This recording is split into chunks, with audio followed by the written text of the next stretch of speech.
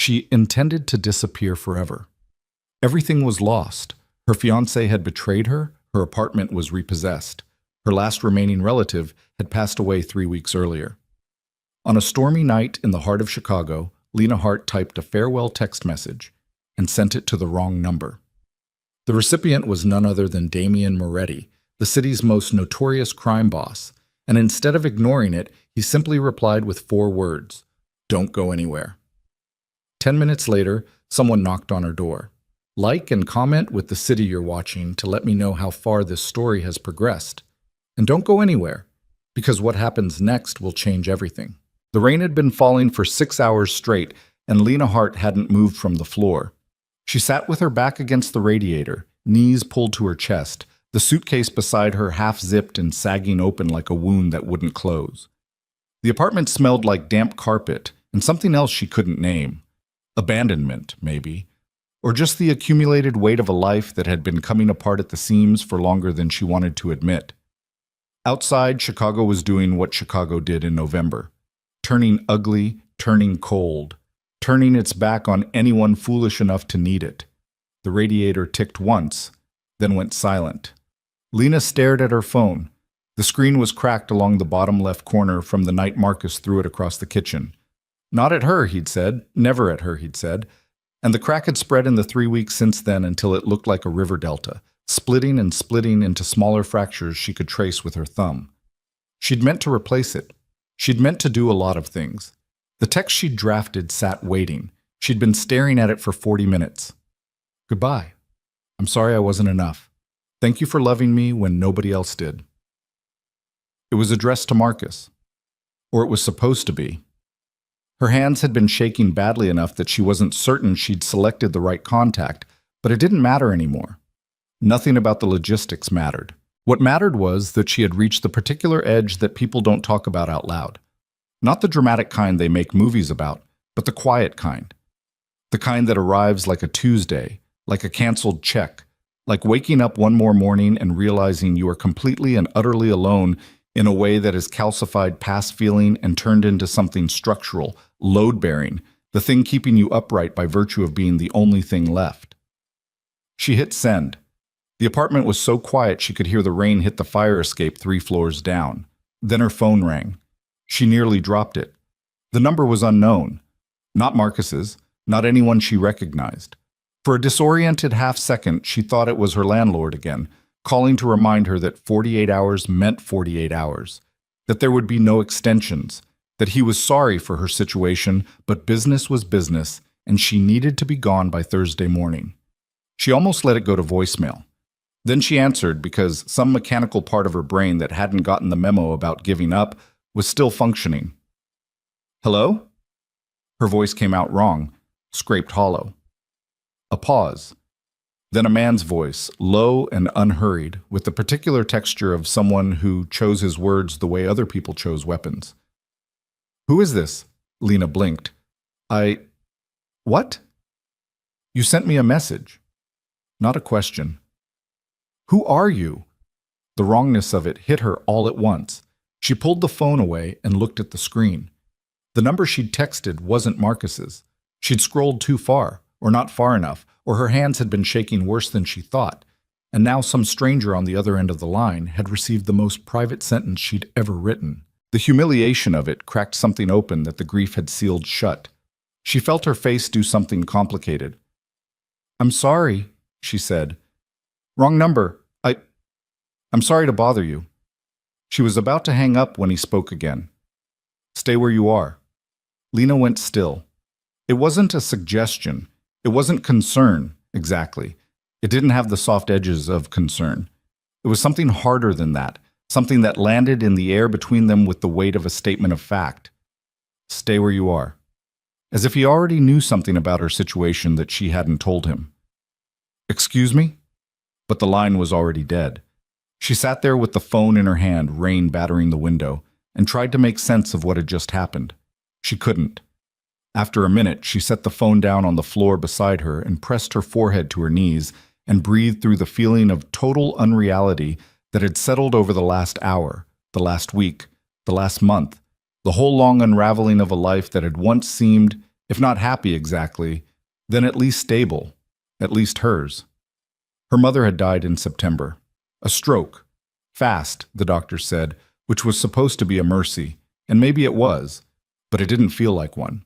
Her mother had been the last of it, the last thread connecting Lena to anything that predated Chicago, that predated the version of herself she'd built here with waitress shifts and secondhand furniture, and the particular stubborn optimism of someone who had grown up with very little and learned to treat that as character rather than damage.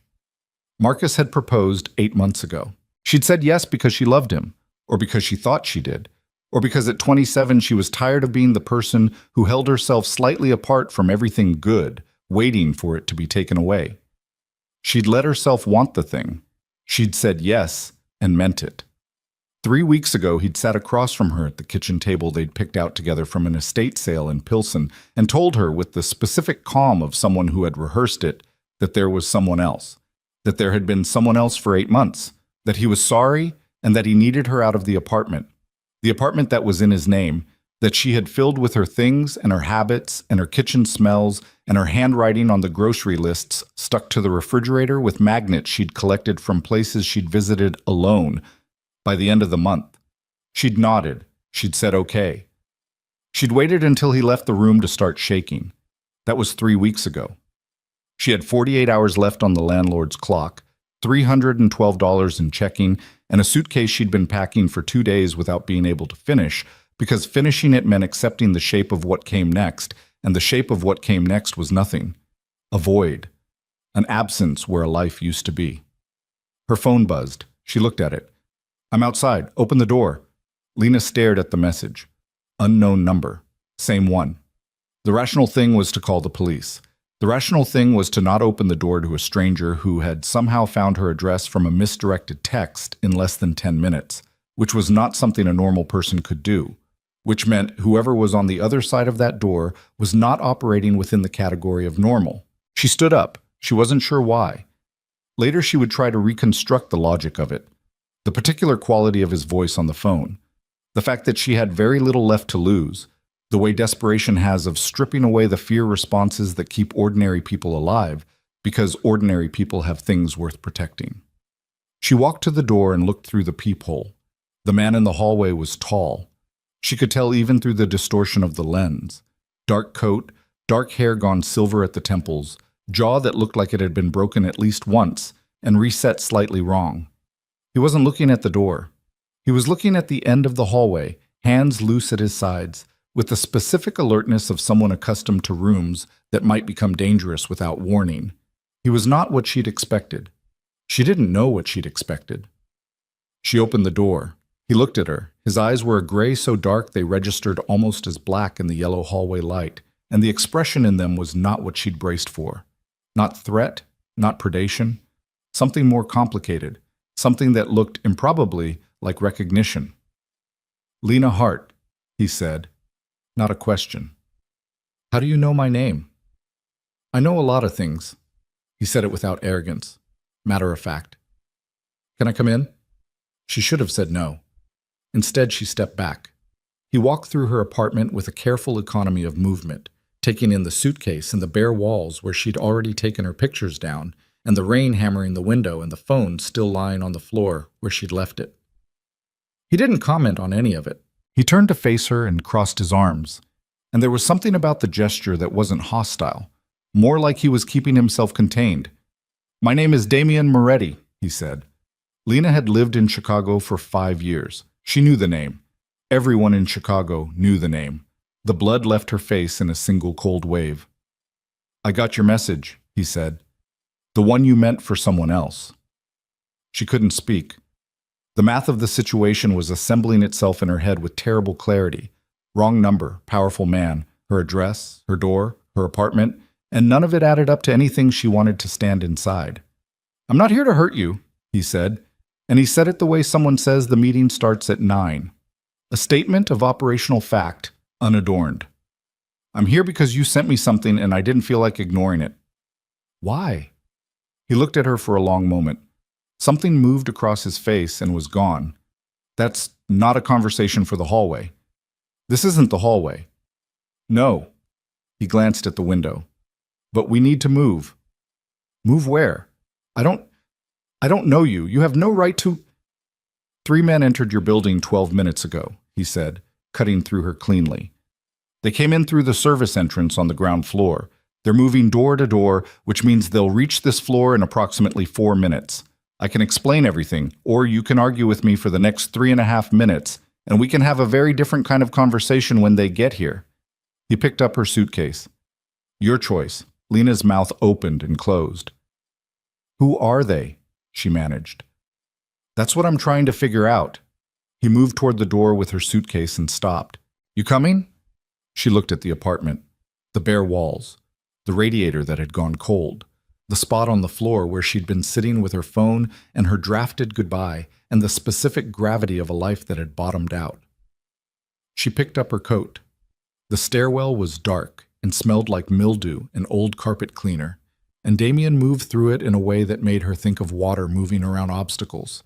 Not hurrying exactly, but never pausing, never loud, never leaving a footprint. She followed him down 2 flights before she heard it. Voices from below, the specific cadence of men trying to be quiet and not quite managing it, the creak of the first-floor landing. Damien stopped, pressed her back against the wall with a hand flat against her sternum. Not rough, just decisive. He listened. 30 seconds. Then he moved them up instead of down, through the door to the roof access, across a 2-inch lip of wet concrete with the city spread out below them in amber and black, and down a fire escape on the alley side she'd never used in 3 years of living here. The SUV was black and waiting in the alley with the engine running. A man she didn't know held the back door open without looking at her. Damien gestured. I don't, she started. Lena. He said her name simply, without pressure, just her name. Get in the car. She got in the car. The door closed. The city lurched away outside the window. Damien sat beside her in the back seat, not touching her, watching the mirrors, and after 2 blocks he took out a phone and made a call in a language she didn't recognize. 3 sentences, rapid, then silence. What is happening? She said. Your ex-fiancé, he said, without looking away from the window. What's his name? She blinked. Marcus. Marcus Vale. What does he do? He's an investment manager, wealth management. She stopped. The shape of something was forming at the edge of her understanding, and she didn't want to look at it directly. Why are you asking me about Marcus? Damien turned to look at her then, and she saw it again. That complicated thing in his eyes, the thing that wasn't sympathy exactly, but was adjacent to it. Because the men in your building aren't police, he said, and they weren't looking for him. The SUV turned onto Lakeshore Drive and the rain-blurred lights of the city streaked past the windows, and Lena Hart sat very still with her hands in her lap, beginning to understand that the worst day of her life had just become something else entirely. They were looking for me, she said. It wasn't a question. Damien didn't answer. He didn't need to. The silence was answer enough. She stared through the rain-smeared glass at the black and shining surface of the lake as it appeared and disappeared between buildings, and she thought about the text she'd sent, the wrong number, the strange voice, the 4 words that had pulled her up off the floor when nothing else had managed it. Stay where you are.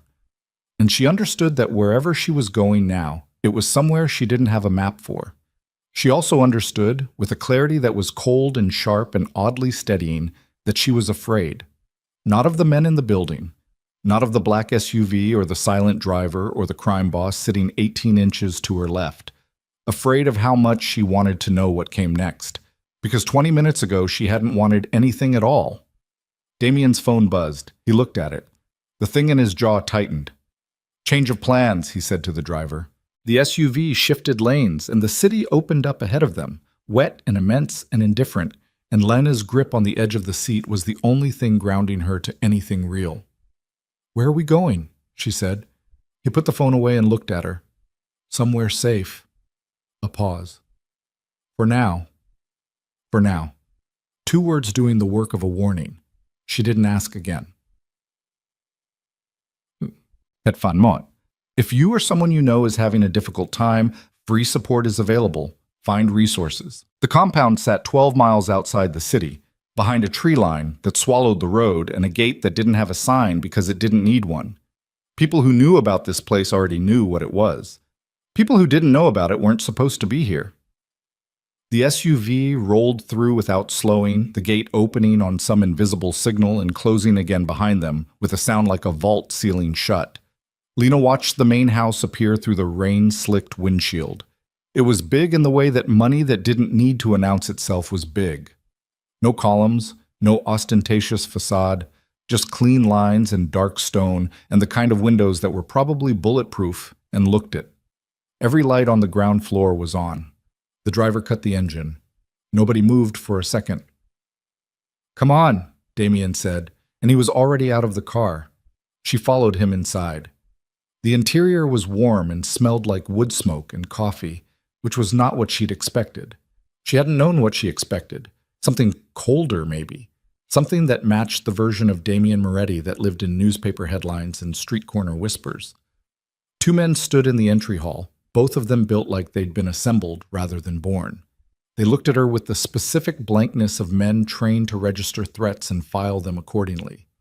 Damien said something to the taller one in that same language she didn't recognize from the car. The man nodded and left without looking at her again. "Sit down," Damien told her, not unkindly. He gestured toward a room off the hall. A study, books on 3 walls, a desk that had seen real use, a couch that looked like it had been chosen by someone who actually intended to sleep on it sometimes. She sat. Her coat was still damp. She was still shaking, though she'd gotten it mostly internal by now. A fine tremor in her hands that she kept in her lap where it couldn't be seen. Damien stayed standing. He took off his coat and dropped it over the back of the desk chair and stood there in a dark shirt with his arms crossed, looking at her with an expression she couldn't fully parse. "Tell me about Marcus Vale," he said. "You tell me why first." His jaw shifted. He wasn't used to that. She could see it, the fractional recalibration, the decision being made somewhere behind his eyes about how to proceed with someone who wasn't following the expected script. "He managed money," Damien said. "Private wealth, high net worth clients." "Yes." "Some of those clients were connected to a fund called Meridian Capital." She didn't know the name. She shook her head. "Meridian isn't a legitimate fund," he said. "It's a pooling mechanism. 7 figures in, structured to look like returns, actually a laundering operation for 4 different organizations." He paused. 3 weeks ago, $11 million went missing from their accounts. Simultaneously, a file was created, a documentation file, evidence trail, account numbers, dates, transfers, names. He looked at her steadily. Whoever built that file had inside access, and whoever the file was attributed to was Marcus Vale's fiancée. The room went very quiet. "That's not possible," Lena said. "The file exists. Your name is on it." I've never heard of Meridian. I don't know anything about money laundering. I wait tables. I barely had a checking account with Marcus because he handled everything." She stopped. The sentence turned sour halfway through. "He handled everything. He handled our finances," she said again more slowly. "He said it was easier. He said, 'Did you ever sign anything?'" She thought about it. Her mind kept sliding off the implications, hunting for traction. "Forms, tax things. He'd hand me things and say, 'Sign here.' It's just household accounts, investment accounts." Damien nodded. He didn't look surprised, which was its own kind of horrifying. "Someone set me up," she said. Not a revelation. More like watching a building fall that you'd already known was structural compromised. "Marcus set me up." "That's what it looks like." "Why?" The word came out stripped raw. "Why would he—" "We were together for 2 years. He proposed to me. He needed a name," Damien said, with a flatness that wasn't cruelty, just fact. Someone outside his direct circle. Someone the Meridian people would believe had access. Someone who, if things went wrong, could be found and questioned and wouldn't have any real answers because they genuinely didn't know anything. A decoy. A scapegoat. The fire in the study crackled once and then settled. Lena sat with that for a moment, with the whole revised architecture of the last 2 years assembling itself in her chest into something that weighed approximately 1,000 pounds. "And the men in my building tonight," she said, They work for the people who lost the 11 million. They think you know where it is, or they think you know where the evidence file is. The real one, the one that has the names Meridian doesn't want exposed. I don't know anything. I know that. He said it simply, without performance. They don't. She looked up at him. Why do you know that? How do you know I'm not? Because if you were running a con, Damien said, you'd have had better options than the floor of a stripped apartment with 48 hours to vacate. Something moved across his face. And because I read what you sent me. The silence between them was different now, less combative. She didn't know what to do with that, so she looked away. A knock at the study door, the tall man from earlier. He and Damien had an exchange that lasted 40 seconds, Damien's expression getting incrementally tighter through it, and then the man left and Damien turned back to her. Marcus Vale left Chicago 2 days ago, he said. His accounts are frozen. His phone is off. There's no flight record, but there's a car rental from a lot in Schaumburg that was returned to a lot in Indianapolis. He paused. He's gone. He just... She stopped, breathed. He left me to deal with this. Yes. She almost laughed. It came out wrong, too sharp, and she pressed her hand to her mouth and sat there for a moment, making sure nothing worse was coming up behind it. So what happens now? She said. Damien was quiet for a beat. You stay here tonight. Tomorrow I make some calls and we figure out how deep this goes. And if I don't want to stay? Then you go back to the city and the men who are in your building find you, and you try to convince them that you don't have information you don't have, and that goes about as well as it sounds. She looked at him. Are you giving me a choice or walking me through why I don't have one? He met her eyes. Both. She hated that it was a fair answer. She slept in a room on the second floor that was clean and spare and had a lock on the inside. She checked it 3 times before she lay down, still in her clothes, still in her coat, and stared at the ceiling while the rain ran down the windows. She didn't expect to sleep. She slept like someone who had been awake for 72 hours and her body finally staged a coup, pulling her under without consulting her. She woke to shouting, not panicked shouting, controlled, directed, the kind of volume that meant someone was angry rather than afraid. She sat up in the gray morning light and tracked the sound to below her window, outside, where 2 men were standing in the gravel drive in the drizzle, and not quite squaring off. One of them was Damien. The other was younger, 30 or so, dark-featured and sharp-jawed with the energy of someone who'd grown up in close proximity to power and had been chafing against it his whole life. She'd find out later that his name was Nico Carrera, that he ran logistics for Damien's organization, that he and Damien had known each other since Nico was 19 and had never quite managed to resolve the power differential into anything stable. She couldn't hear what they were saying through the glass, but she could read it in posture and gesture. Nico aggressive, leaning forward, hands cutting the air. Damien very still, the kind of still that wasn't passive but was the opposite of it, the eye of a system where the wind speed was highest at the edges. Then Nico pointed up at the house, at her window. Damien said something sharp and final and turned his back. Nico watched him walk away with an expression that Lena had seen before. That specific configuration of anger and hunger and something older. Not quite respect. The thing you get when respect has been scraped raw and what's left is something more dangerous. She stepped back from the window. At breakfast, coffee, toast, a silence she didn't try to fill.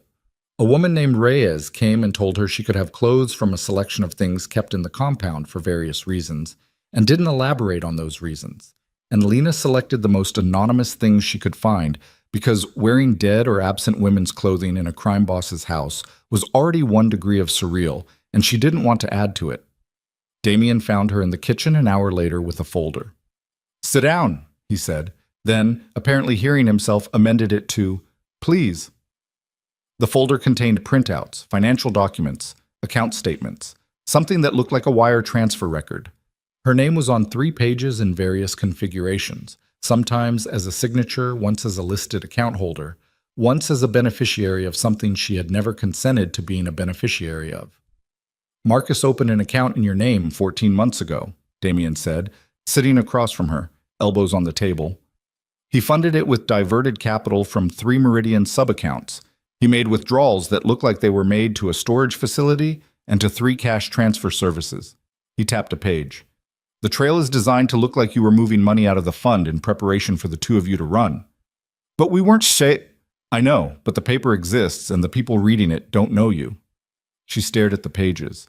Her name, her signature, not her signature, not really, but something close enough that she couldn't immediately see the difference. Her address, her date of birth. The careful assembly of a version of herself that had done terrible things while she was working double shifts and planning a wedding that wasn't going to happen. What do they want? She said. The Meridian people.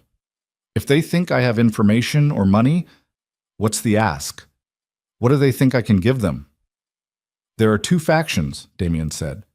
One wants the money back. They take you alive and work through the question of whether you have it. A pause that told her what work through meant. The other faction doesn't care about the money. They care about the documentation. Someone inside Meridian has been building a case, skimming evidence for 2 years, getting ready to go to the feds. They think you might be that person or connected to that person. That faction doesn't want you answering questions. The understanding settled cold and clear. So, half of them want to hurt me until I talk, she said, and the other half just want to make sure I never talk at all. Yes, she looked at him. And where do you fall? Something shifted in his eyes. The question had snagged on something. I'm not part of Meridian. That's not what I asked. He held her gaze. I don't hurt people who haven't done anything. Noble policy for a man in your line of work. I didn't say my line of work was noble. Nico appeared in the kitchen doorway. His eyes went to the folder on the table and then to Lena with a look she didn't like. Not hostile exactly, but assessing, the way you look at a problem you haven't solved yet. Can I borrow you? He said to Damien. It wasn't a question. Damien stood. Stay here, he told her. You keep saying that. You keep still being here, so... He didn't smile exactly, but something adjacent to it touched the corner of his mouth and was gone. She stayed. She listened. The voices from the next room were low enough that she couldn't make out words, only texture. Nico's was tight, clipped, the cadence of someone building a case. Damien's shorter, flatter. Back and forth for 5 minutes, then longer stretches of Nico, then a silence that lasted long enough that she'd started to think the conversation was over when Nico's voice came back sharply in a register she could make out through the wall. She's not your responsibility. Damien said something too quiet to hear. You're not thinking straight, Damien. You're... Another quiet response. You brought a liability into this house the same week someone in our network is talking to the feds, and you don't see a problem with that. Silence. Then Damien's voice, quieter still, with a quality that made the back of Lena's neck prickle. Watch how you finish that sentence. She heard Nico exhale, heard his footsteps cross the room, a door open, close. Damien came back into the kitchen. He looked at her with an expression that gave away nothing and everything. We have a problem, he said. Which one? She was surprised by how steady her own voice was. Someone in my network has been talking to federal investigators. Has been for at least 3 months. I don't know who. He picked up the folder from the table and closed it and set it down again. If it's connected to Meridian, and it might be, then the feds already have some version of your name. Lena absorbed this. So now I'm not just being hunted by criminals. I'm potentially under federal investigation. Potentially. For crimes I didn't commit. Yes. Because my ex-fiancé used my identity and my signature to move money for people who are now trying to either kidnap me or kill me. That's a functional summary. She stared at him. There was a particular kind of exhaustion that lived on the other side of fear, and she was running into it now. The wall where your body just stops being able to produce the appropriate response to the situation and falls back on flat clarity instead. What do you need from me? She said. He looked at her for a moment, like the question surprised him. I need to know everything Marcus ever told you about his work. Every name, every client, every dinner conversation where he mentioned something and then moved on. I need you to go back through 2 years of your memory and pull everything out. That's going to take a while. We have time. Do we? He didn't answer that one. They worked through the morning and into the afternoon, Lena talking while Damien listened with a focus that was absolute, occasionally writing something down, occasionally asking a question that cut precisely to a thing she'd glossed over. She told him about the clients Marcus had mentioned, the ones he'd called old money, conservative portfolio, in the tone of someone who wanted her to understand they were important without giving details. The trip to Miami 18 months ago that he'd called a conference, and she'd never thought to verify. The late phone calls he'd take outside, which she'd attributed to work stress, and now attributed to something else entirely. She told him about a name, Harlan Voss, that Marcus had mentioned twice, and both times changed the subject immediately after. Damien went still when she said that name. She noticed. "What?" she said. "Nothing." Flat. The door closing behind the response. "It's not nothing. You just—" "Tell me what Marcus said when he mentioned Voss." She thought back. The first time he said it was like he'd said it by mistake. We were talking about the firm and he said, "Voss is happy with the returns," and then he looked at me and just moved on. Started talking about something else. The second time was on the phone. I heard it through the door. He was saying Voss doesn't know yet, and then he went outside. Damien stood up from the table. "What?" she said again more firmly. He turned to face her, and she saw it there, the thing he'd been not saying. Something that sat at the intersection of knowledge and concern, and possibly something closer to controlled alarm. "Harlan Voss runs the Meridian Network," he said. "Not the day-to-day, the structure. He's the reason Meridian exists." A pause. "He's also someone my organization has been in a quiet war with for 8 years over territory and influence." Lena felt the shape of something coming together in the dark, assembling piece by piece.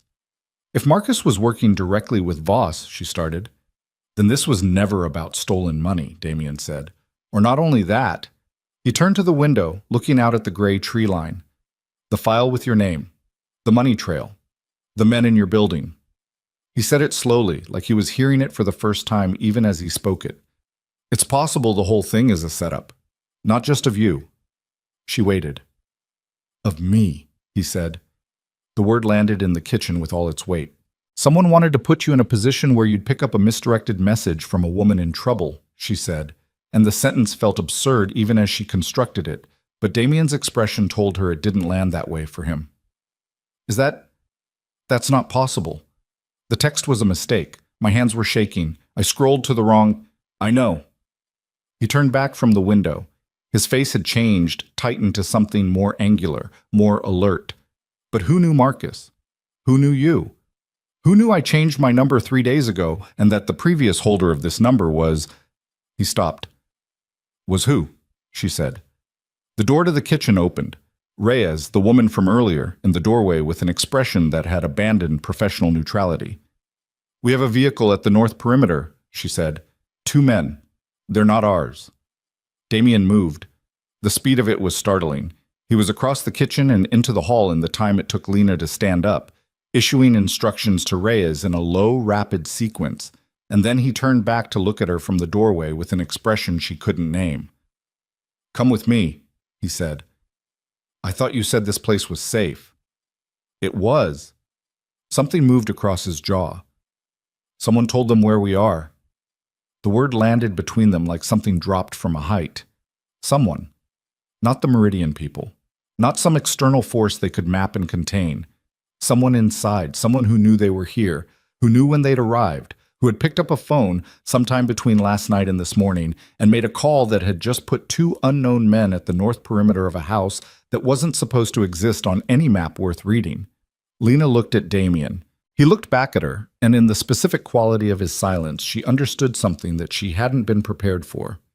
He didn't know who had made that call. And the not knowing was something that had gotten under his skin in a way that the external threat hadn't, because you could build a wall against what you could see, but the thing you couldn't see was already, inside the wall already, had already made the call, was already... The sentence finished itself in Damien's eyes before his face closed down. He moved first, down the hall, away from the kitchen, gesturing her forward with 2 fingers, not a command so much as a direction, the difference being she wasn't sure she felt it anymore. Her legs were working. That was something. The rest of her was operating on the thin, cold fuel of a situation that had stripped away every option but forward. The house had a basement. She found this out because that's where he took her. Through a door in the study that looked like a bookcase and wasn't. Down a staircase that was narrow and lit with single bare bulbs strung on wire. Into a room that was half finished and smelled like concrete and old cardboard. A table, 2 chairs, a wall of monitors she hadn't known were here. One of them was showing a black and white camera feed of the north tree line. 2 figures, barely resolved in the drizzle, standing at the edge of the property. Not moving, just standing, which was almost worse. "They're not coming in yet," Reyes said from the corner. She'd materialized without Lena noticing, which was either a trained skill or Lena's attention had narrowed to a point that excluded peripheral information. Both seemed plausible. "They don't need to," Damien said. He stood at the monitors with his hands on the table, looking at the feed. "They're waiting for a signal. They want to know the lay before they commit." He straightened. "Which means whoever called them is still calling them." The 3 of them were quiet. On the monitor, one of the figures shifted. That was all. "Nico," Lena said. Both Damien and Reyes looked at her. She hadn't planned to say it. It had arrived fully formed from the architecture of the last 12 hours. The argument in the drive, the voice through the wall, the specific way Nico had looked at her from the kitchen doorway like a variable in an equation he was trying to solve. "Nico made the call," she said. Damien's face didn't move. That was its own kind of answer. "You already thought of him," she said. "I've thought of 4 people," he said. "Nico is one of them. But he's the most likely." "I don't work on likely, I work on confirmed." "Then confirm it." He looked at her. Something shifted in the gray dark of his eyes.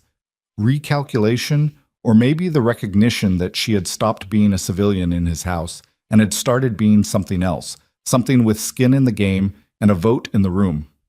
He took out his phone and made a call. It rang 8 times and went to voicemail. He put the phone down on the table without leaving a message, and the 3 of them sat with the silence of that. "Where is he?" Reyes said. "He left after the kitchen," Damien said. 40 minutes ago. He looked at the monitor again. "He's not on the property. He could still be. He's not here." Final. The sound of a door closing. "Get me Chen." Reyes left. Lena stayed where she was, watching the monitor, watching the 2 shapes at the perimeter that still weren't moving. The drizzle on the camera lens gave them an impressionistic quality, like something seen through grief. Not quite resolved, not quite real. "Tell me about Nico," she said. Damien was quiet for a long moment. She thought he might not answer. "I pulled him out of a bad situation when he was 19, he said, finally. His family owed money to people who were going to collect it from his body. I paid what they owed and gave him a job, and 12 years later he runs my logistics." A pause. "I trusted him completely. Until 6 months ago." "What happened 6 months ago?" "I gave a contract to someone else that Nico thought was his. He didn't say anything about it. He was too smart to say anything about it. But I watched him file it, and I saw what it cost him to file it, and I've been watching him since." "But you didn't remove him." "No." "Why?" He turned to look at her. "Because Nico is the best I've ever had at what he does. And because being passed over for one contract isn't betrayal, and because I don't punish suspicion." A beat. "I do punish confirmation." The way he said it was very quiet and utterly without theater. A man she didn't know came down the stairs, presumably Chen, compact, 50s, with the eyes of someone who'd spent decades looking at things that would have broken other people. He and Damien talked for 90 seconds in the shorthand of men who've worked together long enough that full sentences are redundant. Chen went back up the stairs. "The men at the perimeter are hired," Damien told her. "Not Meridian's regulars. Contract labor, day rate." "How does that help us?" "Because day rate men don't die for their employers, and because it means Meridian is operating cautiously, which means they're not certain about what's here." "They know I'm here." "They know someone is here. Nico would have told them we arrived. He might not have been specific." He came and sat down across from her at the table, and it was the first time since the kitchen that he'd been still, and in the stillness she could see the work it cost him. The thing he was holding together by force of habit and structure, while underneath it, something had taken a hit. He trusted Nico. 12 years. And some portion of that trust had just walked out the door and made a phone call. She didn't say anything about it because there was nothing to say that he didn't already know and knew better. Instead, she said, "What do we do?" "We verify. Then we move." He looked at the table. "I need to meet with someone. A man who has been inside Meridian's operation for 2 years. He reached out 6 months ago, wanted to share information, wanted protection in exchange." Damien's mouth pressed together.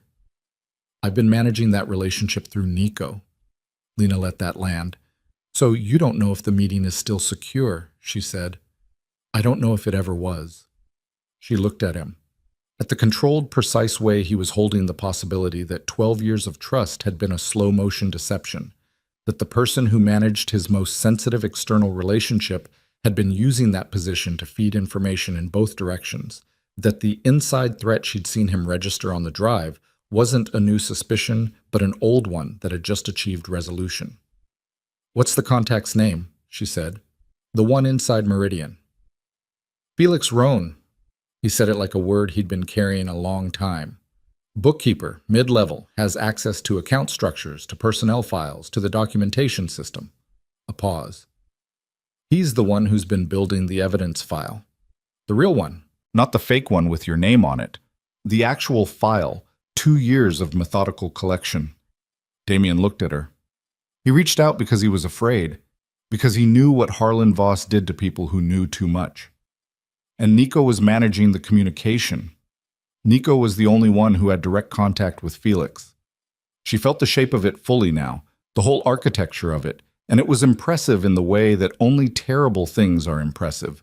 The patience required, the layering, the way a betrayal of this magnitude doesn't arrive all at once, but builds itself quietly in the negative space of trust until it's structural, until pulling it out means the ceiling comes down. "Nico didn't just sell your location," she said. "He sold Felix." Damien said nothing, which was everything. Chen came back down the stairs. His face was wrong, too composed, too deliberately arranged. "Felix Rohn," he said. Damien looked at him. "They found him this morning," Chen said. 2 hours ago, parking garage on South Wabash." The room went very quiet. "He's alive," Chen said. "But," he stopped, "he's not going to be able to talk for a while. Maybe not ever, the way things look." Damien sat completely still. The quality of his stillness shifted into something that Lena felt in the back of her throat. "The evidence file," Damien said. "Felix's file. Either destroyed or taken, we don't know which." "And our copy?" Chen's jaw moved. "Nico managed our copy." The three of them sat in the sound of that. Lena looked at Damien's hands on the table. They were flat, open, perfectly still. She thought of the way he'd crossed his arms in her apartment last night, the containment gesture. He wasn't doing that now. He was letting it sit in the open air, the whole shape of what had just happened. Felix Rohn beaten senseless in a parking garage. 2 years of documentation gone, or in enemy hands. The men at the perimeter who'd been given this address by someone who'd eaten at Damien's table and called him by name for 12 years. The fake evidence file with her name on it, Harlan Voss, who had apparently been running a longer game than anyone had understood. "There's more," Chen said. Damien looked at him. "The Meridian file with her name on it." Chen glanced at Lena, not unkindly, then back to Damien. "It's been shared, federally. Filed this morning as supporting material in an existing investigation." Lena heard herself say, "What investigation?" Chen looked at her directly this time. "A RICO case. 3 years in development. Your name went in as a material participant." He paused. "There's an arrest warrant, filed 40 minutes ago." The floor did not move. She was certain of this. But some load-bearing thing inside her shifted, and everything above it came down an inch, settling into a new and crooked configuration. "I am not a material participant in anything," she said.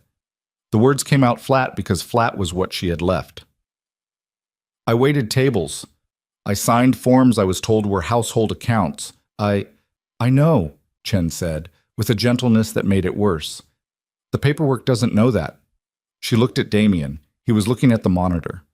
At the two shapes at the perimeter, still waiting, still receiving their signals from someone who knew exactly where to send them. "You need to run," he said. He wasn't looking at her when he said it. "Get out of Chicago. Get somewhere you have no connection to and sit still, and don't use your cards or your phone." "I don't have anywhere to go." "Then I'll arrange somewhere." "And then what? I disappear while a federal warrant with my name on it goes unchallenged?" "It's that or walk into a federal building and try to explain Meridian Capital to agents who already have their theory." He turned to look at her then. "The theory isn't you, but your name is in it, and right now that's enough for them." She thought about it, thought about the women she'd been over the past 72 hours, the one on the floor with her phone, the one in the back of the SUV, the one at the table going through documents, the one who'd said Nico's name in a basement and been right. She tried to find the thread that connected them and found, oddly, that it wasn't fear. It was something more irritating than fear. Something that looked, on close inspection, like anger. "No," she said. Damien looked at her. "No," she said again. "I'm not running. I'm not disappearing into someone's safe house while the man who did this to me is... Where? Where's Marcus right now? Indianapolis? What's past Indianapolis, Ohio, Pennsylvania, somewhere with an airport that gets you international?" She stopped, breathed. "Nico made a call that put Felix Rohn in a hospital. Marcus built a paper version of me that's currently being filed in a federal RICO case. Harlan Voss is sitting somewhere very comfortable and very protected, and he doesn't know my name except as a document." She looked at Damien steadily. "I'd like to change that." Chen looked at Damien. Damien looked at Lena.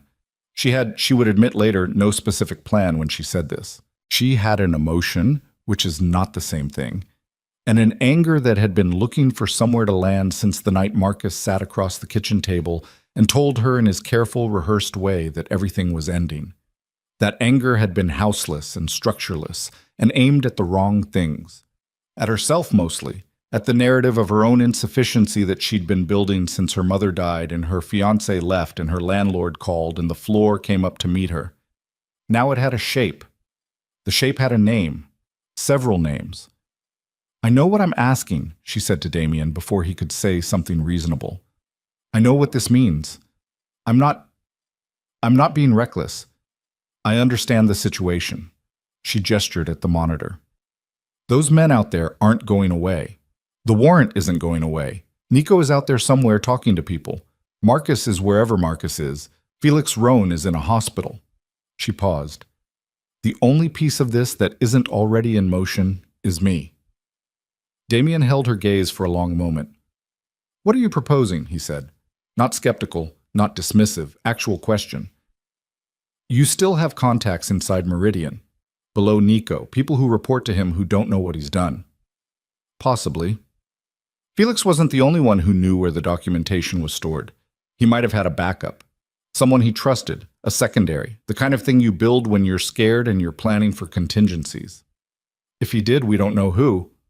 "I might," she said. Chen turned toward her. Damien went still. "There was a name Marcus mentioned," she said. "Not Voss. Before Voss. Earlier, maybe 2 years ago, maybe a little more. He mentioned someone called Petra. He said her like he'd said Voss. Like a mistake.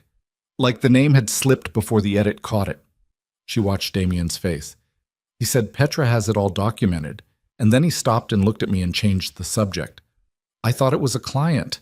I filed it in the part of my memory where I put things I wasn't supposed to notice." "Petra," Chen said. "No last name," she said. "But if Felix had a secondary, someone else inside Meridian who was gathering the same information through a different channel, Petra is the only name I have." Damien stood up from the table slowly. He walked to the monitor and looked at it for a long moment.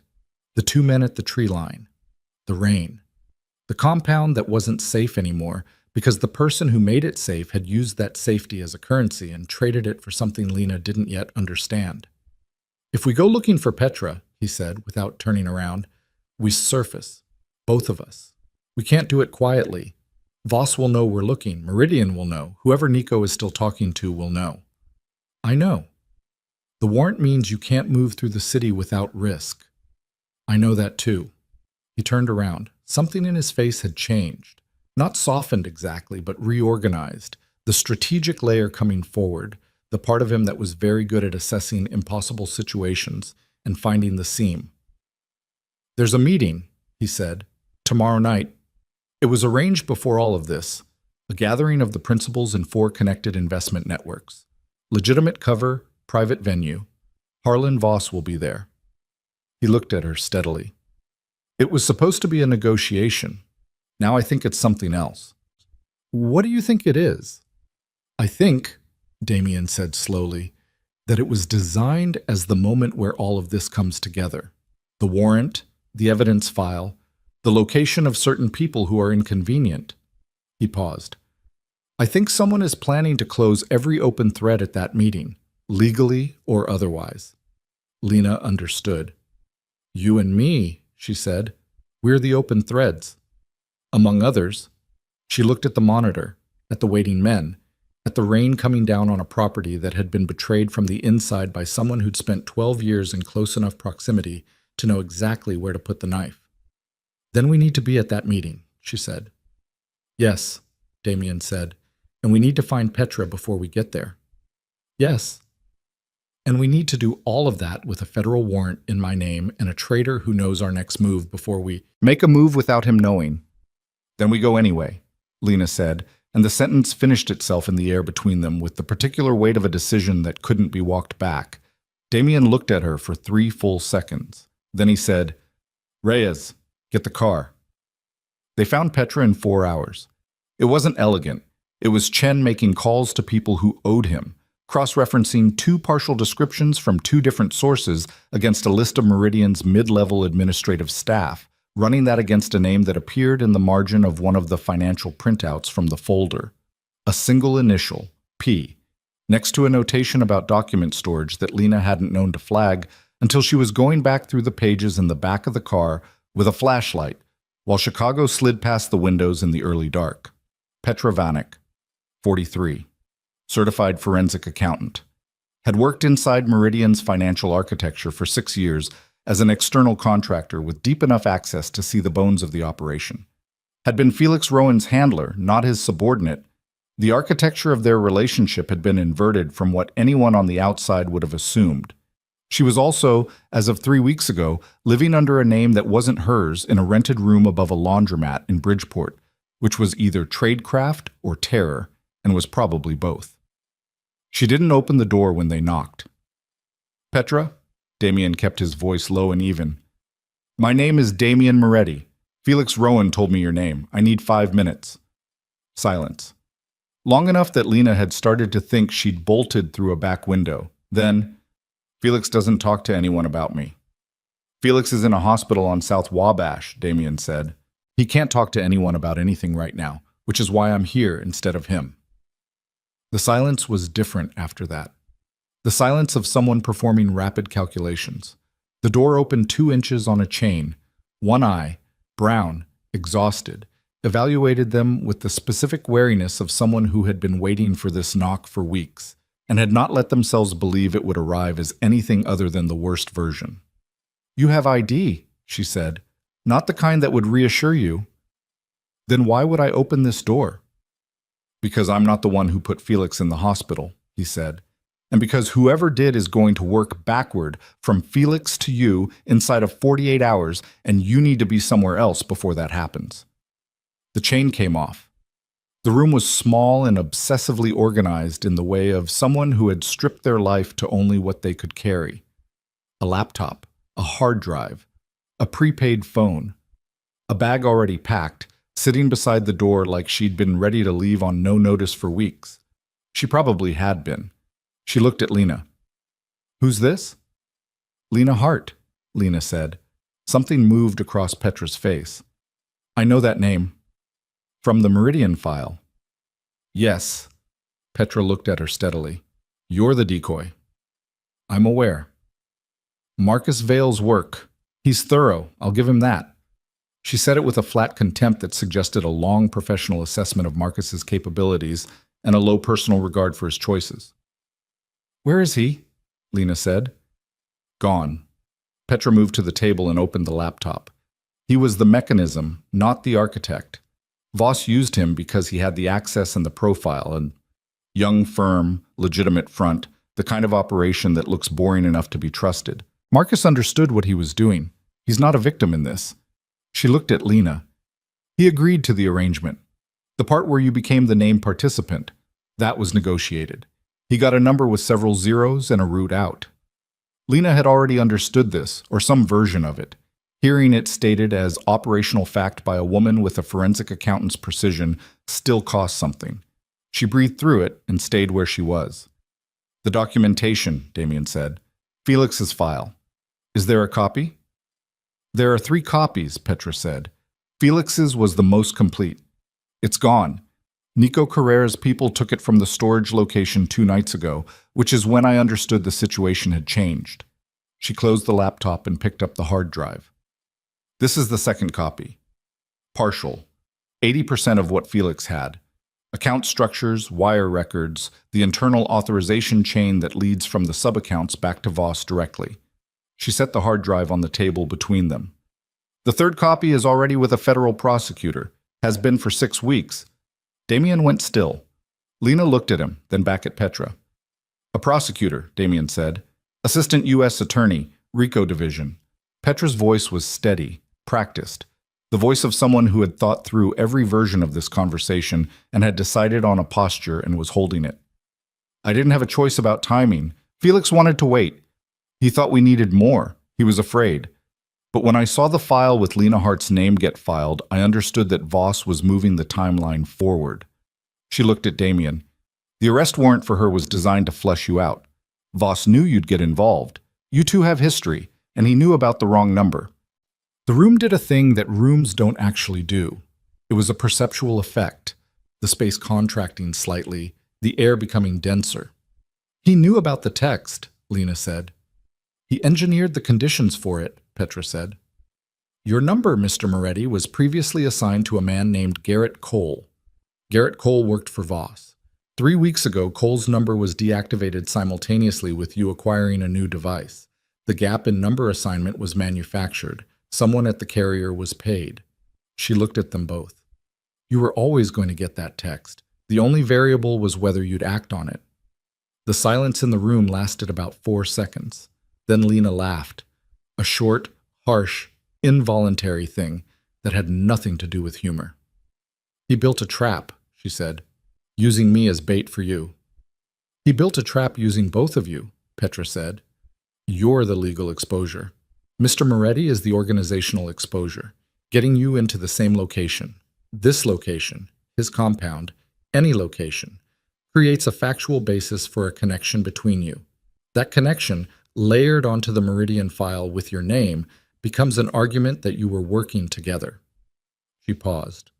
The RICO case has been waiting for a link between Meridian and Moretti's organization. Voss is providing one. Fabricated, but documented. Damien sat down. He did it slowly, the way a large structure settles. He put his hands flat on the table and looked at them, and then at the wall behind Petra's head. Nico, he said. Nico Carrera has been on Voss's payroll for 11 months, Petra said. I have the transfers. Offshore, structured to look like consulting fees for a shell company, Nico controls through a cousin in Miami. She opened the laptop again. 11 months. He's been feeding Voss your schedule, your contacts, your security rotations, the Felix Rohn communication channel. Everything. A pause. Including tonight's meeting. Tomorrow night's meeting, Damien said. It was moved. Petra turned the laptop to face him. 4 hours ago. It's tonight, 11 p.m., private venue, the Aldrin Tower, 43rd floor. Voss's people own the floor. It's been used as an event space for legitimate functions. Tonight, it's invitation only. She looked at him steadily. Nico confirmed your attendance 2 days ago, before he turned, which means Voss is expecting you. Damien looked at the laptop screen for a long time. The federal prosecutor, he said. The copy you gave them 6 weeks ago, what's the status? Active review. They're building the case. They're not ready to move. They want the full network, not just the edges. Petra pulled the laptop back. If Voss closes tonight's meeting the way I think he's planning to close it, the case either falls apart or becomes about cleaning up what he leaves behind. She looked at Damien. He's not just planning to outmaneuver you politically. He's planning to end you, physically, legally, or both, depending on what the room allows. Lena looked at Damien. He was looking at the table, jaw set, doing something interior that she couldn't see but could feel. The reorientation of a man who'd built his position on controlling the variables of every situation he entered, now confronting a situation where the variables had been controlled around him for nearly a year. "We go," he said. Not to her, to Petra, to the room, to himself. "If you walk into that meeting," Petra said, "you walk into it on Voss's terms. He controls the location, the guest list, the security, the narrative." She held his gaze. "The only advantage you have is that he doesn't know the third copy exists. He thinks taking Felix's file and Nico burning your copy was sufficient. He thinks the documentation is gone." "Is the prosecutor reachable tonight?" Lena said. Both of them looked at her. "The prosecutor you gave the partial file to," she said. "Can we reach them tonight? Can we accelerate the timeline?" Petra was quiet for a moment. "Possibly. If I contact them directly and tell them the meeting is tonight and that Voss is planning to—" She stopped, reassessed. "They'd need enough to move on. What I gave them 6 weeks ago isn't enough for arrests. But if we could get them the second copy, the hard drive, and something live," Lena said. "Something from tonight." Damien looked at her. She looked back at him and said the thing that had been assembling itself in her head for the last 10 minutes. "You go to the meeting. You go in on his terms because you don't have another way in and because not showing up hands him the narrative. But you're not the only thing walking into that room." "What does that mean?" "It means I go in a different way." She looked at Petra. "You said the 43rd floor has been used for legitimate events. There's support staff, catering, AV, building operations, people who have access that isn't invitation-based." "You'd need an ID," Petra said. "Get me one." "Lena," Damien started. "I have a federal warrant," she said. "I know. I know exactly what I have. I also know that the person who built that warrant is going to be in a room tonight that I can access, and that the evidence that dismantles the warrant is on a hard drive in this room and on a laptop with a federal prosecutor who needs one more push to move. She kept her eyes on him. "You're good at what you do. I've watched you operate for 18 hours in a situation that would have paralyzed most people. But you can't be the one to record what happens in that room because you're the subject of the recording." She paused. "I can." The laundromat below them cycled into a spin that vibrated faintly through the floor. Damien said nothing for long enough that she thought he might be waiting for her to take it back. She didn't take it back. "She's right," Petra said. Quiet, precise. The evidentiary value of recording made by an unindicted civilian present at the meeting outweighs almost anything else we could put in front of a federal judge tonight, especially if Voss says what I think he's planning to say in that room. "What is he planning to say?" Damien said. "He's planning to offer a consolidation," Petra said. "The 4 investment networks, unified under Meridian structure, with Voss at the apex. He's going to present it as the next phase of expansion. He's going to present you as the problem that's already been solved." She let that land. "He's announcing your removal to an audience of people who have financial stakes in the outcome. He wants witnesses." She paused. "Get that on record, and the prosecutor moves tonight." Damien stood up from the table. He walked to the window and looked out at the alley below. The wet asphalt, the orange cast of the streetlight, the ordinary indifference of a city that was running its Tuesday night without awareness of any of this. He stood there for 40 seconds. Lena counted. Then he turned around. "You stay within sight of my people," he said to her. "The moment anything moves wrong, you're out. You don't try to finish it. You don't try to be useful. You move." He held her gaze. "Non-negotiable." "Agreed. If Voss identifies you, he won't be looking for me. He's been looking at your organization and a paper version of me. He doesn't know my face." Something moved across Damien's expression, a recognition of the particular irony, that the way Marcus had used her had reduced her to a name on a document and a signature on a form, had inadvertently made her invisible to the man who'd engineered the whole arrangement. Voss had never needed to see her. She was a function in his design, not a person in his field of view. That was about to become a problem for him. Petra provided the ID in 40 minutes. A building services credential, a name Lena didn't recognize, a photograph that looked close enough to pass a secondary glance. She provided an earpiece that could transmit and record simultaneously. She provided the location of a service entrance on the building's east side that bypassed the main security check-in, used by staff who'd been through background vetting and were waved through on credential scan alone. She also provided, with the flat efficiency of someone who had spent 2 years preparing for a night that looked like this one, a contact number for the federal prosecutor, a 4-digit code, and 3 sentences of context that she said would be enough to get the call answered at 10:45 on a Wednesday night. They drove to the Aldrin Tower in 2 vehicles. Damien's in front, taking the main approach. Lena and Chen in a second car, east side, service entrance. Lena sat in the back seat and watched the city close in around them, the towers rising on either side, the lake somewhere to her left behind the dark. She thought about the floor of her apartment, the packed suitcase, the cracked phone screen, and the message she'd drafted and sent to the wrong number. Goodbye. I'm sorry I wasn't enough. She thought about how close she'd come to not being here, how thin the margin had been, a wrong entry in a contact list, a man who'd answered instead of ignored, 4 words on a disconnected call that had pulled her up off the floor. Stay where you are. She was about to do the opposite of that. Chen parked on the east side and cut the lights. He looked at her in the rearview mirror and said, "You ready?" She thought about it honestly. Her heart was doing something irregular, and her hands were steady, and the specific quality of the fear she felt was clean rather than paralyzing. The kind that meant something mattered, that the outcome of the next 2 hours had weight in the world. Yes, she said. She put the earpiece in.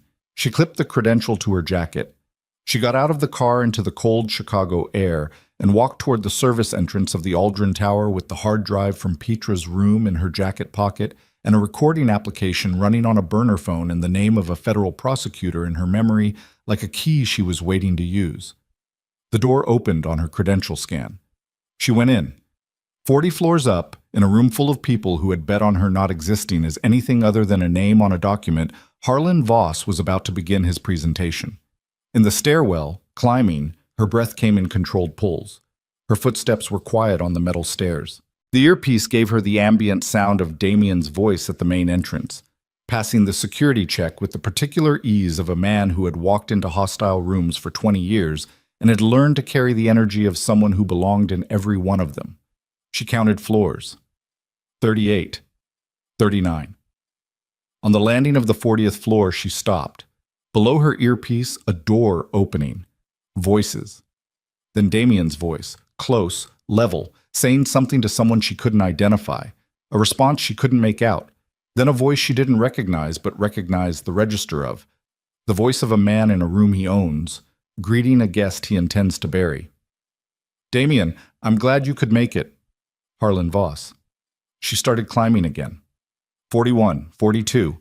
Her hand was on the stairwell door to the 43rd floor when the earpiece crackled and she heard, below the ambient noise of the gathering room, the clean and unmistakable sound of a door locking. Then Voss's voice, now carrying the full volume of a man addressing a room. Now that everyone's here, let's talk about the future. Lena pushed through the door. The 43rd floor opened in front of her. A service corridor, white walls, fluorescent light, the muffled sound of the gathering on the other side of a fire door 20 feet ahead. She moved toward it, pressed her back against the wall beside it. The recording application was running. The prosecutor's number was dialed and sitting on hold in her other hand, waiting for the moment she had enough on record to send. Through the door, Voss was still talking. She couldn't make out words yet. She moved her hand to the door handle and eased it down a centimeter, creating a half-inch gap, and suddenly his voice came through clean and clear. Which brings me to the matter of Damien Moretti. A pause. The specific pause of a man who enjoys the weight of his own sentences. Who is standing in this room right now because we invited him to stand in this room? Because this conversation is easier when all the relevant parties are present. Another pause. Damien? Why don't you tell the room what you've been doing with the Meridian documentation? A silence. Then Damien's voice, perfectly level. I don't know what you're talking about. No? Voss sounded amused. Then maybe you can explain why a federal prosecutor received a package 6 weeks ago that includes account numbers registered to 3 entities connected to your organization. A beat. It's almost as if someone wanted to use Meridian's exposure to take down something bigger. In the corridor, Lena felt the recording device warm in her hand and pressed the send command to hold, waiting.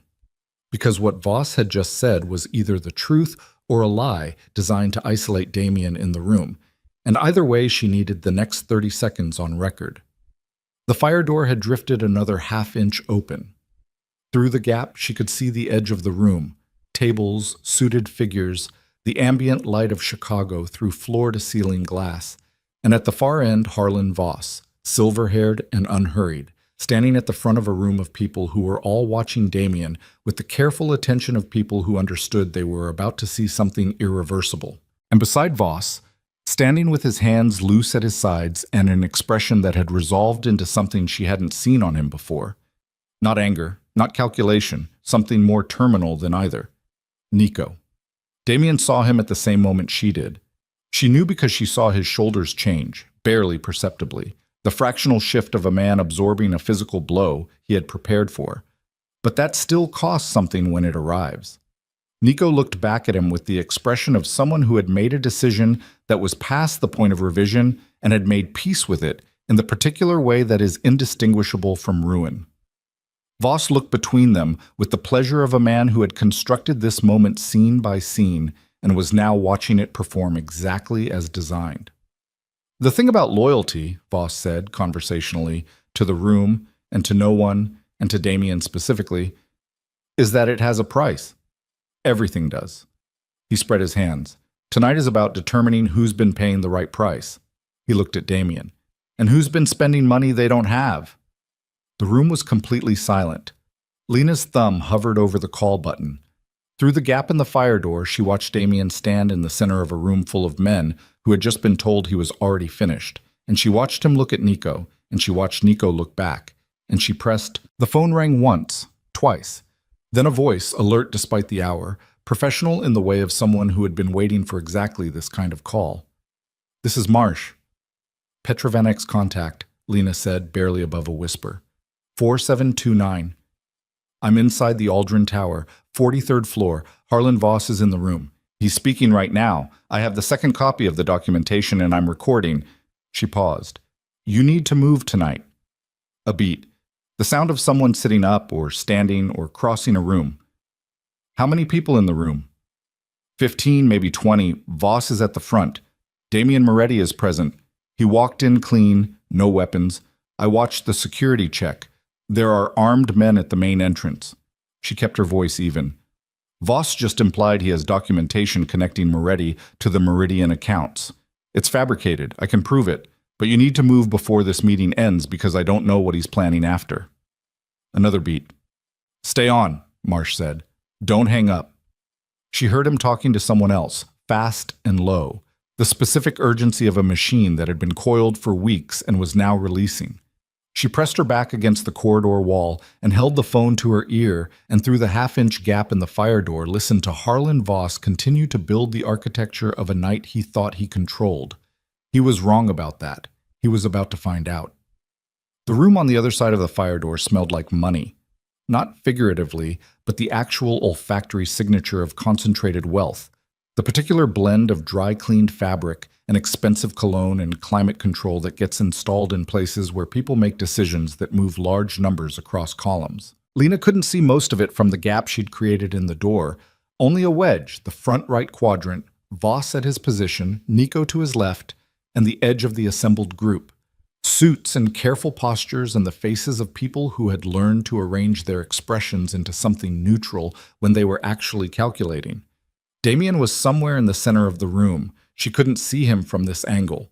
Voss was still talking. The Meridian consolidation has been 3 years in development, he was saying, with the ease of a man delivering a prepared speech he'd given in his head 1,000 times.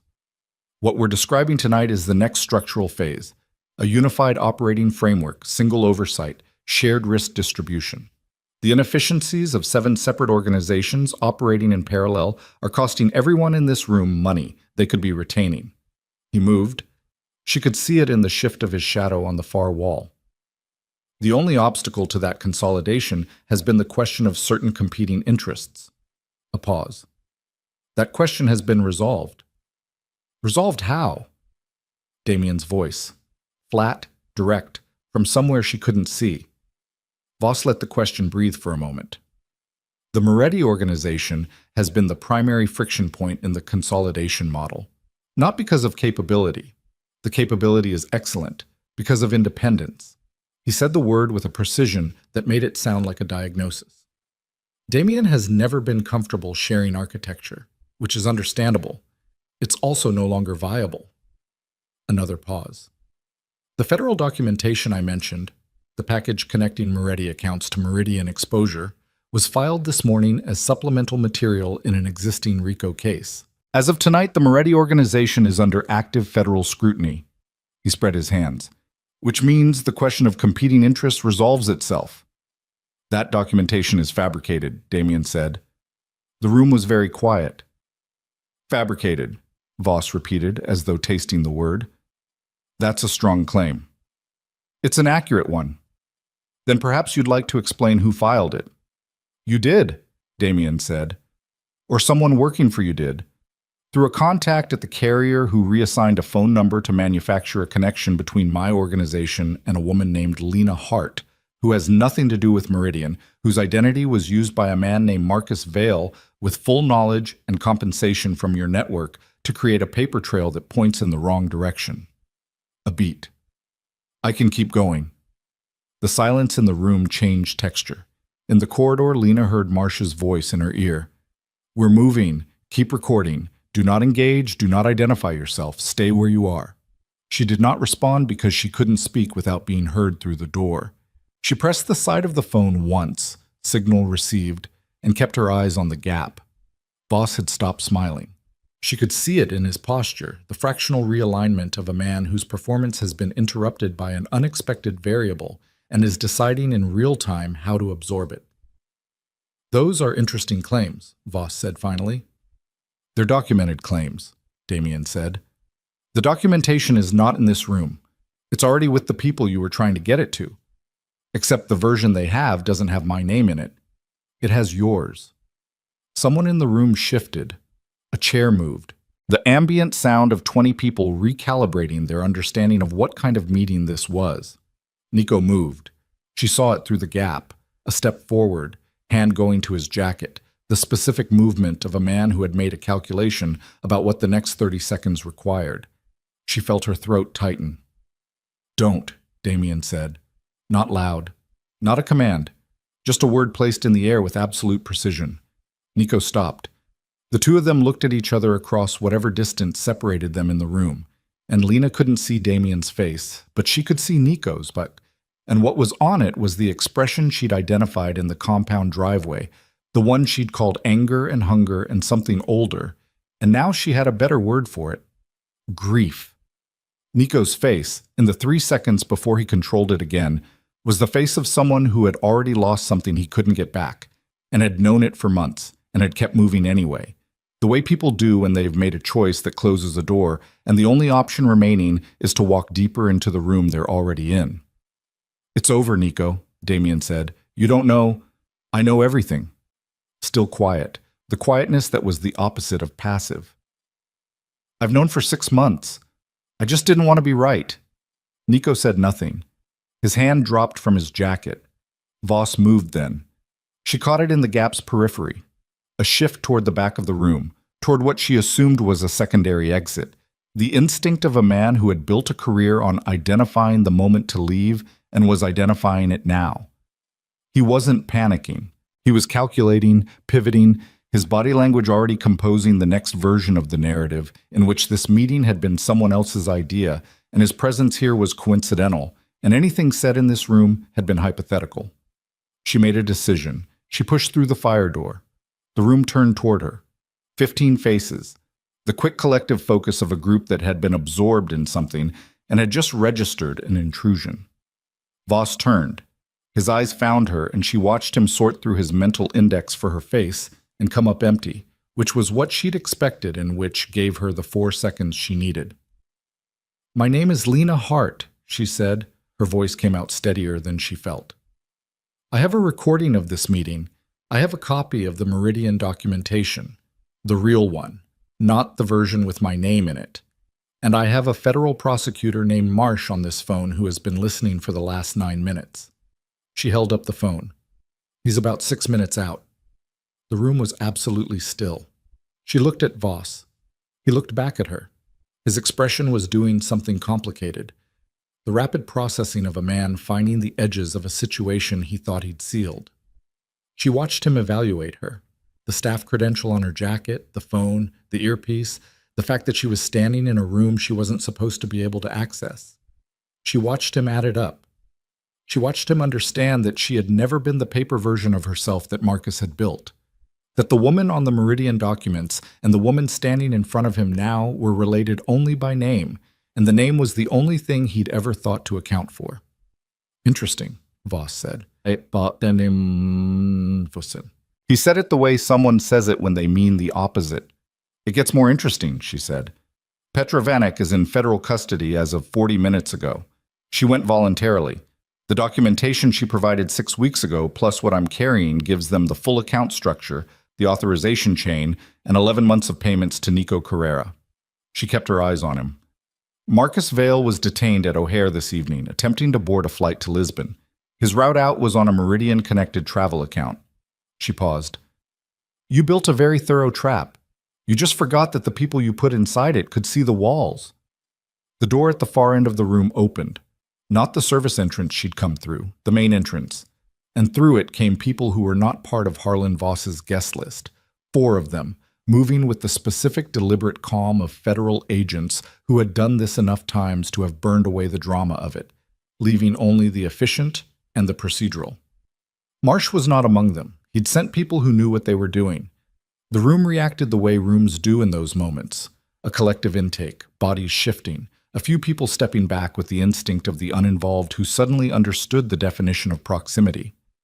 2 of Voss's security people moved toward the door and were met by 2 more agents who had come through the service entrance at the same moment, timing that spoke to someone on the phone, providing real-time layout.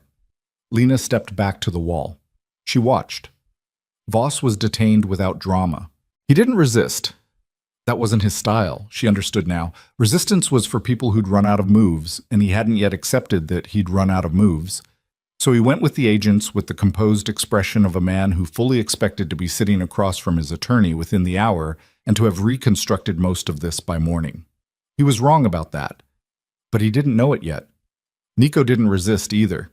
He stood where he'd been standing when Damien told him it was over and let the agent approach and put his hands up before he was asked, and his face in that moment was emptied of everything except the exhaustion that comes after, the bone-level fatigue of a long act completed. The room cleared with efficiency. Agents, guests, staff, the choreography of a situation being managed by people who did this professionally. Lena stood against the wall and let it happen around her until most of it had happened. Until the room was down to her and Damien and 2 remaining agents and the city through the floor-to-ceiling windows. Chicago at 11:30 at night, amber and indifferent and vast. Damien walked toward her. He looked like the last 2 hours had cost him something she couldn't precisely measure. Not physically damaged, nothing so legible as that, but the specific toll of a night where the worst thing he'd been willing to imagine had turned out to be the thing that actually happened. He stopped in front of her and looked at her face and didn't say anything for a moment. "You were supposed to stay in the corridor," he said. Voss was heading for the exit. "I saw him. Did you have a plan for that?" "A beat. I was working on one. I was faster." Something moved at the corner of his mouth, not quite a smile, the ghost of one. One of the remaining agents approached with the specific posture of someone who needs to collect a person and is doing it with respect for the circumstances. She surrendered the recording device and the phone and gave her name and said yes. She understood she'd need to come in, and yes, she was aware of the warrant, and the agent said quietly, that the warrant was going to be a different kind of conversation by morning given the material on the device she'd just handed over. She didn't feel triumphant about that. She felt the ordinary human exhaustion of someone who had been running on adrenaline and anger for 36 hours and was now, in the absence of immediate threat, encountering the physical reality of what that costs. Damien drove her in a car she didn't recognize, a different one from the compound SUV, just the two of them. He drove, and she sat in the passenger seat for the first time. Not the back, the passenger seat. And they went through the city without talking for a while, the streetlights pulling long gold lines across the rain-wet pavement. "Where are we going?" she said eventually. "Hotel," he said. "Not mine. Neutral. You need to sleep before they bring you in tomorrow." "You're not worried about you talking to the feds?" He glanced at her. "No. I'll be in that room telling them everything I know." "I know. Some of what I know is about you." "I know that too." He looked back at the road. "Tell them the truth. All of it." She looked at him. At the profile of a man she'd known for 36 hours, who had, in that time, become the primary axis around which everything had happened. The wrong number, the compound, the basement, Petra's room, the 43rd floor. She tried to find the shape of him outside of the crisis and found she couldn't quite yet, that she'd need more than 36 hours for that. That the full picture of who Damien Moretti was in the absence of immediate disaster was a thing that would take time to develop. She realized with something that felt like surprise, interested in the time.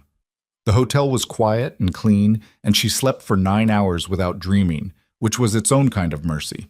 The federal building in the morning was beige and fluorescent and smelled like coffee and printer paper, and she sat across from Marsh, who was younger than his voice had suggested, 40 maybe, with the sharp, slightly depleted look of someone who'd been running a 3-year case and had just watched it break open overnight, and told him everything.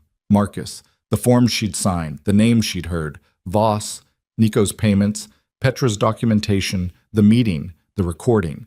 She told it linearly and calmly and in as much detail as she could access. And when Marsh asked questions, she answered them, and when she didn't know something, she said so. It took 4 hours. When it was done, Marsh sat back in his chair and looked at her with the expression of someone revising an estimate. "The warrant," she said. "Will be withdrawn," he said. "The Vail account in your name, there's forensic accounting on the signature samples from Petra's documentation. We'll have a formal review within 72 hours, but there's no prosecutorial basis to hold the warrant given the material." He paused. "I'm sorry you were in this." "Marcus Vail," she said. "In custody. The Lisbon flight was the first thing we moved on last night. He's going to try to make a deal." "He already has." Marsh said it with the particular flatness of a man who had seen this many times. "It won't be the deal he's hoping for. He has limited material that we don't already have from better sources." He looked at her. "His cooperation will reduce his exposure. It won't eliminate it." She nodded. She sat with that for a moment. The understanding that Marcus would negotiate and lawyer up and eventually emerge into some diminished version of the life he'd been building. And that the specific justice she might have wanted in her worst moments, the clean and total accounting, was not the kind that the real world trafficked in. What the real world offered was imperfect and procedural and happened in beige rooms with fluorescent lights. It was still better than the alternative. She signed things. She gave contact information. She walked out of the federal building at 2 p.m. into November Chicago, which was doing its standard November Chicago business. Cold, bright, the lake wind cutting through everything. And she stood on the sidewalk and breathed it in for a moment. Her phone buzzed. New phone. Petra had arranged it the night before, the same practical efficiency that had characterized everything about the woman. Unknown number, but she knew the texture of unknown numbers differently now. She answered. "They released you," Damien said. 4 hours ago. I've been in with Marsh since 8. "How did it go?" "The warrant's being withdrawn. Marcus is in custody and cooperating at a level that won't help him as much as he thinks it will." She paused. "I told them everything." "Good. Including the compound, the people there, some of the operational details you told me." A pause. "I know." "You're not—" "No." Simple. What you knew, you told them. That's what happens. I've been in front of federal investigators before. I'll manage. A beat. The Meridian material is the priority for them. I'm a footnote to that case. You're not exactly a footnote. I'm a footnote, he said, with something in his voice that was close to amusement. I'm a large footnote. But they got Voss. They got the network. The footnote stays a footnote. She started walking. No particular direction, just movement, the city opening around her. Where are you? Office, he said. The legitimate one. I have a real estate company. We're working through some things. The organization. Yes. A pause, longer this time. Nico managed a lot of things that need to be rebuilt. It's going to take a while. She heard the weight of that. The 12 years of it. The specific grief of a betrayal that isn't just personal, but structural, that has to be excavated from every system it's touched before you can even assess the damage. I'm sorry, she said, and she meant it without ornament. Don't be. Quiet. I knew. I let it go on because I didn't want to be right. That's on me, not him. A beat. Well, it's also on him. But the part where I saw it and looked away, that's mine. She turned a corner. The lake appeared at the end of the block, gray and massive and indifferent. She walked toward it. What are you doing right now? He said. Walking. Where? Toward the water, I think. A pause. I'll meet you there. She almost said you don't have to, and then she didn't say it, because it wasn't true. And they both knew it wasn't true, and the particular form of self-protection that preemptively retreats from things before they can be taken is something she'd been practicing for years, and she was tired of it. She was very tired of it. Okay, she said. She waited on the lakefront, hands in her pockets, watching the water. November Lake, Michigan is not beautiful in the conventional sense. It's too big for that, too gray, too cold, with the specific elemental quality of something that does not arrange itself for human aesthetics and makes no apology for it. She found she liked that about it. She had always liked it. It was one of the reasons she'd stayed in Chicago when she could have left, back in the years before Marcus, before the apartment, before the suitcase. The lake had always seemed to her like proof that some things are simply themselves, without performance, without revision. Damien arrived in 15 minutes. He walked from the direction of the parking area along the lakefront path, and she watched him come. Dark coat, the wind off the water doing what the wind off the water does in November to everyone regardless of who they are, flattening fabric, finding the gaps. He looked like a man who had slept 4 hours and had spent the morning dealing with the practical consequences of the night before and was carrying it all with the level, load-bearing competence that she'd identified as his specific register. Not ease. Competence. The thing that looks like ease from a distance and costs much more up close. He stood beside her and looked at the lake. How's your hand? She said. He glanced down. He'd split 2 knuckles at some point in the evening that she hadn't registered happening. She'd only noticed it when the lights of the Aldrin Tower corridors were behind them. He'd wrapped it with something at some point. Fine. It doesn't look fine. It's fine. He paused. It needs stitches, probably. Then it's not fine. Functionally fine. She looked at him. He looked at the lake. What happens to Nico? She said. The line of his jaw tightened once and released. He cooperates or he doesn't. Either way, he's done. A pause. He'll cooperate. He's smart enough to cooperate. Something moved across his voice that wasn't anger. He was smart enough to do all of this. He was always smart enough. He was afraid of being passed over, she said. One contract. That's what started it, you said. One contract is what I saw. He was quiet for a moment. Or maybe it started earlier than that and I missed it. Maybe I made decisions that felt fair to me and weren't fair to him, and I didn't look at it because looking at it would have required me to see myself differently. He turned toward the water and put both hands in his pockets. I'm not saying that makes what he did acceptable. It doesn't. He put Felix in a hospital. He gave Voss a roadmap into the organization. He made choices. A pause. But I'm done pretending that things happen in isolation. That a man turns after 12 years and there's no thread running back to something you did or didn't do. She looked at his profile, The jaw that had been broken and reset slightly wrong. The gray at his temples. The specific weight of a man who was not giving himself a pass and was not collapsing under the not giving himself a pass, who was just holding it and looking at the lake. "The text," she said. He turned to look at her. Voss engineered the conditions, the number, the gap in assignment, the timing. She kept her eyes on him. "But you still answered, and you still came." "Yes." "Why?" He was quiet for long enough that she thought he was going to deflect it, file it in the category of things he managed rather than examined. Then he said, "I had a sister." She waited. "Younger than me, by 6 years." He looked back at the water. "She was in a bad situation for a long time, and I was building the organization, and I told myself I'd handle it when I had the resources to handle it properly, when I had more control over the variables." A pause that had years in it. "By the time I had the resources, it was too late to use them." She stood beside him and didn't say anything, because there was nothing to say that would do anything except land next to the thing he'd said and sit with it. "I read your text," he said, "and something in it, the particular way it was phrased, the specificity of it. It was the voice of someone who had been alone with something for a very long time and had just stopped fighting the alone." He paused. "I couldn't drive away from that." She looked at the lake, the gray and massive and indifferent lake. "I'm glad you didn't," she said.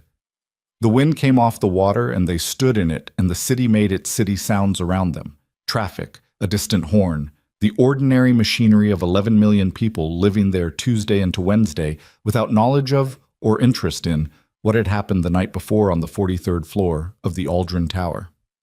"You have nowhere to live," he said. Not to be unkind. Just the fact of it, stated plainly. "I noticed that. The hotel is covered for as long as you need it. You don't have to, I know I don't have to." He glanced at her. "I'm choosing to. There's a difference." She looked at him. At the choosing of it, the deliberateness of it, the way he did things directly without ornamentation because he'd spent long enough in situations where indirectness was expensive and had lost the habit of it. "Okay," she said. They stood on the lakefront for a while longer, not talking, the water doing what water does, moving, reflecting, being enormous in the way that makes human problems feel briefly correctly sized.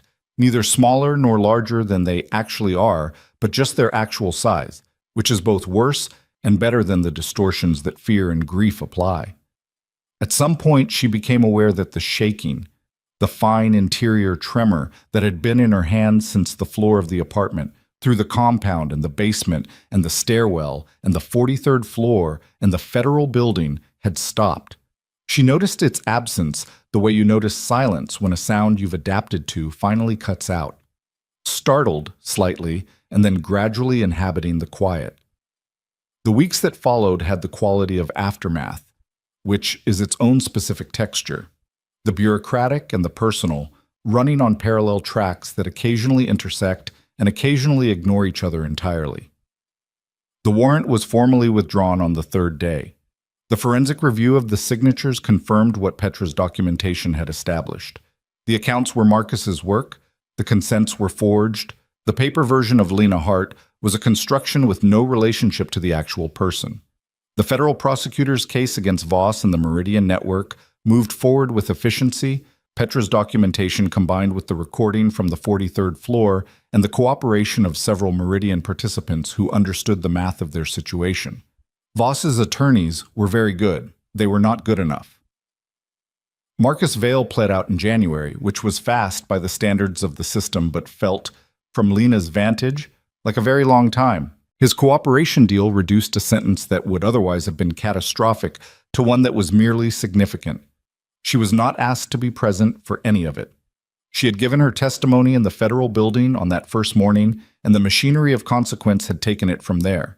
She thought about him occasionally and discovered that what she felt was not anger, or not only anger, not primarily, but something more like the specific bewilderment of seeing clearly, after significant time, that you had been valued as a function and had not known it, that your role in someone's life had been operational rather than personal, and you had read it as personal because you were a person, and persons tend to read things that way. The bewilderment was useful, she found. It was more honest than the alternatives. Nico cooperated. He did it without drama, which was consistent with how he'd done everything. Methodically, precisely, with the thoroughness of someone who had decided on a posture and was executing it. His cooperation was substantial. His sentence reflected that. She heard this from Damien, briefly, in the form of 2 sentences delivered without visible affect. Nico took a deal. He'll be out in 8 years. She didn't know what to say to that, so she said, "How are you feeling about it?" And Damien said, looking at something slightly to the left of her face, "I'm working on it." She understood that. Working on it was the available option. Her own working on it looked like this. A new apartment in Wicker Park, small and bright with windows that faced east, and got the morning light in a way that felt, after the November darkness of everything that preceded it, like a negotiation with the world that had finally come out in her favor. A new waitressing job at a restaurant that didn't know her history and didn't need to. The gradual and unspectacular work of rebuilding a life from the components that remained. Her habits, her handwriting on grocery lists, the kitchen smells she created in a space that was entirely hers, the accumulated small particulars of a person that survive even when everything structural has been removed. She was not the same person who had sat on the floor of the old apartment with the cracked phone and the packed suitcase. She was not entirely different either. She was the version of herself that had walked through the thing and come out the other side still walking, which is not the same as unaffected, not the same as healed, but is its own category of arrival. Damien came and went from her days with the irregular rhythm of a man who had a great deal of structural repair to do in his own life and was doing it. The organization, the legitimate portions, which were more extensive than she'd understood, real estate and property management, and 3 commercial ventures that had nothing to do with the parts of his world that had made his name known, required attention. He gave it attention. He was methodical about the dismantling of what needed to be dismantled and the rebuilding of what needed to be rebuilt, and she watched him do it the way she'd watched him operate through the crisis, without drama, without self-pity, with the specific patience of someone who understands that structural problems require structural solutions and that there are no shortcuts that don't eventually become load-bearing. He was not simple. She had never thought he was simple. He was complicated in ways that she was only beginning to map, and mapping them was slow work. And she was doing it deliberately and without rushing because she had learned, at some cost, the expense of treating approximations as complete pictures. They had dinner once a week, then twice. They had conversations that started about the practical and ended somewhere else entirely, which is the direction good conversations tend to go. She told him things about herself that she hadn't told anyone in Chicago, about her mother, about the years before Chicago, about the version of herself that had come here with a particular kind of hope that she'd spent 3 years trying not to acknowledge, had mostly been disappointed before it was catastrophically destroyed. He listened the way he did everything, with complete attention, without performing the attention. He told her things, too. About his sister, more than the single sentence on the lakefront. About the years of building something that he'd told himself had rules and limits, and then had watched exceed those rules and limits, and had made choices about what to do when they did. About Nico. Not often, not at length, but occasionally, in the way that things that have cost you the most surface when the context is right, in the form of a sentence and then a silence. She was not afraid of the silences. She had stopped being afraid of the silences. One evening in March, when Chicago had stopped doing its winter performance and was in the tentative early stages of deciding to be something else, she was on the balcony of his apartment, the one on the lake, the one she'd been to 3 times now, but still hadn't fully located in her personal geography of the city, watching the water go from gray to bronze as the light changed. He came out and stood behind her and didn't say anything, and she didn't say anything, and the lake did what the lake does, which is continue. Her phone was in her pocket. She took it out for no particular reason and looked at the screen, the contact list. She scrolled to D, and there was his number, correctly entered, the way she should have entered it months ago, the way she would have if her hands hadn't been shaking, if the floor hadn't been coming up to meet her, if the worst day of her life hadn't also been the day she sent a message to the wrong person and he came. She put the phone back in her pocket. "What are you thinking about?" he said from behind her. She considered the question honestly. She was thinking about margins, the thin margins by which things happen or don't happen, the The phone numbers that are one digit wrong, the calls that get answered or don't, the 4 words said into a disconnected line that turn out to be the pivot on which everything else swings. She was thinking about the woman on the floor and the woman on the balcony and the distance between them, which was shorter than it should have been and longer than it felt. "Nothing specific," she said. His hand found her shoulder, light, not possessive, an offering rather than a claim, the way he did most things now that the crisis had passed, and there was room for him to show what he was when he wasn't operating. "Stay," he said. "Not stay where you are, just stay."